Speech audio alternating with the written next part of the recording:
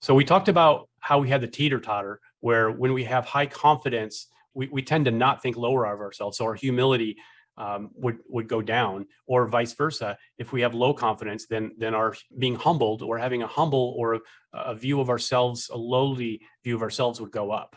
Okay, but the truth is that they're not opposites. Okay, confidence and humility are on the same plane. They're both a positive thing, and it's pride that is the problem. Pride was the thing that got in there and messed up confidence. It's the thing that got in there and messed up humility.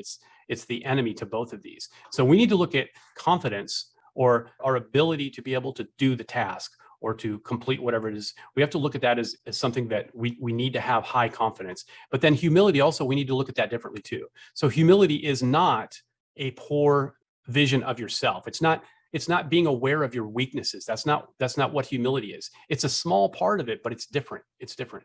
True humility is not about comparing yourself with other people. It's not that you think lowly of yourself because we're lower than everybody else. Humility is seeing ourselves in sober judgment. So it's the lack of pride. So if you think of pride being seeing yourself as more than what you are, humility is turning that upside down and saying, hey, this is where I'm at. And just being honest and open and transparent about where you're actually at. So humility isn't so much about recognizing your weakness. It's not exaggerating your strengths, but it's seeing yourself as you really are. To be humble means that you're looking at yourself compared to what you can do, not looking at yourself compared to what everyone else is doing or can do. So it's not comparing yourself with the crowd. It's comparing yourself with what you could be doing in the future or what you have done in the past, right? You should never compare yourself with everyone else. You should compare yourself with what you've done in the past. And then that'll get you an idea of what you can do in the future. If you're not doing anything more now than you did in the past, you're flat. You're not doing anything. But if you've been improving all along, then you know that going forward, you can keep going up, and you can keep accomplishing more and more. And so your humility might be that, okay, I'm at this level right now. I'm at a level 7 right now.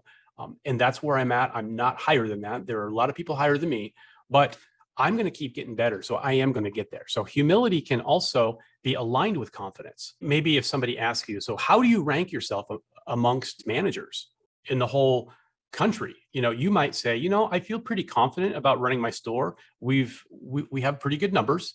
And I think we've figured out some things that a lot of other people haven't figured out.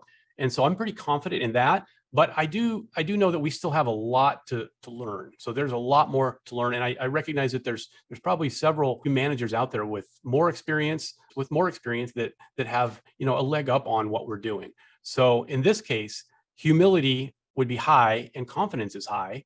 And that's the magic formula, right? It's not about thinking, oh, I can't do this, or I suck compared to all of the other managers or owners or business owners, whatever it is. And it's not about being confident and just knowing that you are better than most, so you can feel confident in that. That's not what it's about. It's about both. It's about being humble and understanding where you truly are. But also humility does include knowing where you're at in the positive scale too. If you're in the 70th percentile and you recognize yourself as being in the 70th percentile, that's humble as well, because you're not dating yourself higher than where you are. You're just being honest with where you're at. Now, of course, the other part of being humble or humility also is, if you are in the 70th percentile, you don't want to look at the people that's below you in the less than 70th percentile and think that you're just better than them, or even say anything that would imply that you're better than them. The difference is you're just in a different place than them. It could be that they're going to sail past you if you're not careful. It could be that you could sink and fall off the face of the earth if you stop growing. But it's just about where you are compared to where you've been and where you can be. It's not where you are compared to other people. These two things, humility and confidence, they're independent, but they are also interdependent on each other for success. So you really need to have humility and confidence both. We're going to look at what that looks like when something is lacking. So